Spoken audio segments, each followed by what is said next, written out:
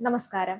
ഇപ്പോൾ കേരളത്തിലെ ചർച്ചാ വിഷയം the Kerala story 2 goes beyond എന്ന ചിത്രമാണല്ലോ.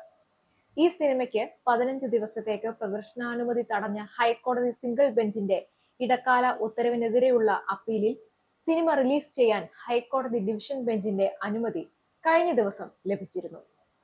നിർമ്മാതാക്കളുടെ അപ്പീലിലാണ് ഡിവിഷൻ ബെഞ്ചിന്റെ ഇടപെടൽ. ചിത്രത്തിന്റെ റിലീസിന് കേരള ഹൈക്കോടതി അനുമതി നൽകിയതിനു പിന്നാലെ നിർമ്മാതാവ് വിപുൽ ഷാ പ്രതികരണവുമായി രംഗത്ത് വന്നിരുന്നു. The Kerala story 2 goes beyond എന്ന ചിത്രം കേരളത്തെയോ കേരളീയരെയോ മോശമായി ചിത്രീകരിക്കുന്നില്ലെന്ന് അദ്ദേഹം പറഞ്ഞു.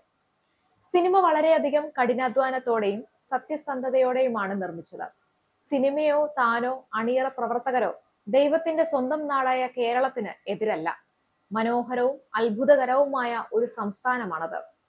എന്നാൽ അവിടെ എന്തെങ്കിലും തെറ്റ് സംഭവിക്കുന്നുണ്ടെങ്കിൽ അത് ജനങ്ങളുടെ ശ്രദ്ധയിൽപ്പെടുത്തുക മാത്രമാണ് ചെയ്യുന്നതെന്നും സിനിമ കണ്ടു കഴിഞ്ഞാൽ അക്കാര്യം ബോധ്യമാവുമെന്നും അദ്ദേഹം പറഞ്ഞു. മതപരിവർത്തനത്തെ ആസ്പദമാക്കി ഒരുക്കിയ സിനിമ കേരളം, മധ്യപ്രദേശ്, രാജസ്ഥാൻ എന്നിവിടങ്ങളിൽ നിന്നുള്ള കുറച്ചു കുറ്റവാളികളെ തുറന്നു കാട്ടുന്നു. അതിനാലാണ് ചിത്രത്തിന് the Kerala story 2 goes beyond എന്ന പേര് നൽകിയതെന്നും സാംസ്കാരിക സമ്പന്നമായ കേരളത്തെ തകർക്കാൻ തങ്ങൾ ശ്രമിക്കുന്നില്ലെന്നും അദ്ദേഹം വ്യക്തമാക്കി. ഒരു പ്രത്യേക ലോബി തങ്ങളെ ലക്ഷ്യമിടുന്നുണ്ടെന്ന് ഷാ ആരോപിച്ചു. ട്വിറ്ററിൽ ഇന്ത്യയിലുടനീളമുള്ള ആളുകൾ ചിത്രത്തിന് അനുകൂലമായി സംസാരിക്കുന്നു. പക്ഷേ എതിർപ്പ് കേരളത്തിൽ നിന്നുള്ളവർ മാത്രമാണ്. എതിർപ്പിന്റെ 80% കേരളത്തിൽ നിന്നാണ്. ലവ് ജിഹാദ് കഥകൾ കേരളത്തിൽ ഇല്ലെന്നാണ് ഇവരുടെ വാദമെന്നും എന്നാൽ യാഥാർത്ഥ്യം മറ്റൊന്നാണെന്നും അദ്ദേഹം അവകാശപ്പെട്ടു.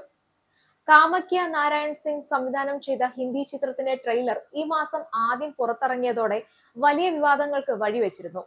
സോഷ്യൽ മീഡിയയിലും രാഷ്ട്രീയ വൃത്തങ്ങളിലും പലരും ഇതിനെ വിദ്വേഷ പ്രചാരണം എന്ന് വിളിച്ചു. 3 വ്യത്യസ്ത സംസ്ഥാനങ്ങളിൽ നിന്നുള്ള 3 ഹിന്ദു യുവതികൾ കുടുംബത്തിന്റെ എതിർപ്പ് മറികടന്ന് മുസ്ലിം യുവാക്കളെ വിവാഹം കഴിക്കുന്നതും പിന്നീട് മതം മാറ്റാൻ നിർബന്ധിക്കുകയും ചെയ്യുന്നതാണ് കഥയുടെ ഇതിവൃത്തം. സിനിമയുടെ പ്രദർശനം 15 ദിവസത്തേക്ക് തടഞ്ഞ സിംഗിൾ ബെഞ്ച് ഉത്തരവ് ജസ്റ്റിസുമാരായ സുശ്രുത് അരവിന്ദ്, ധർമാധികാരി PV ബാലകൃഷ്ണൻ എന്നിവരടങ്ങിയ ഡിവിഷൻ ബെഞ്ചാണ് സ്റ്റേ ചെയ്തിരുന്നത്.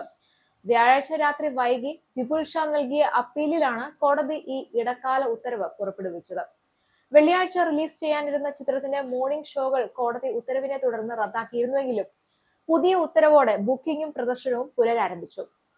തങ്ങളുടെ വാദങ്ങൾ ശരിയാണെന്ന് ബോധ്യപ്പെട്ടതുകൊണ്ടാണ് കോടതി ഉത്തരവ് സ്റ്റേ ചെയ്തതെന്ന് വിപുൽ ഷാ പറഞ്ഞു. ചിത്രത്തിനെതിരെ രൂക്ഷ വിമർശനം നടത്തിയ ബോളിവുഡ് സംവിധായകൻ അനുരാഗ് കശ്യപിന്റെ വിശ്വാസ്യതയെ നിർമ്മാതാവ് ചോദ്യം ചെയ്തു. അത് അദ്ദേഹത്തിന്റെ അഭിപ്രായമാണെന്നതിനാൽ വ്യക്തിപരമായ പരാമർശങ്ങൾ നടത്താൻ താൻ ആഗ്രഹിക്കുന്നില്ലെന്നും അച്ഛനും മകളും തമ്മിലുള്ള അവിഹിത ബന്ധം ചിത്രീകരിച്ച the girl in yellow boots എടുത്ത അനുരാഗിന്റെ അഭിപ്രായങ്ങൾ ഇത്തരമൊരു വിഷയത്തിൽ ഗൗരവമായി എടുക്കണോ എന്ന് കേരള സ്റ്റോറിയുടെ സംവിധായകൻ ചോദിച്ചിരുന്നതായും അദ്ദേഹം പറഞ്ഞു.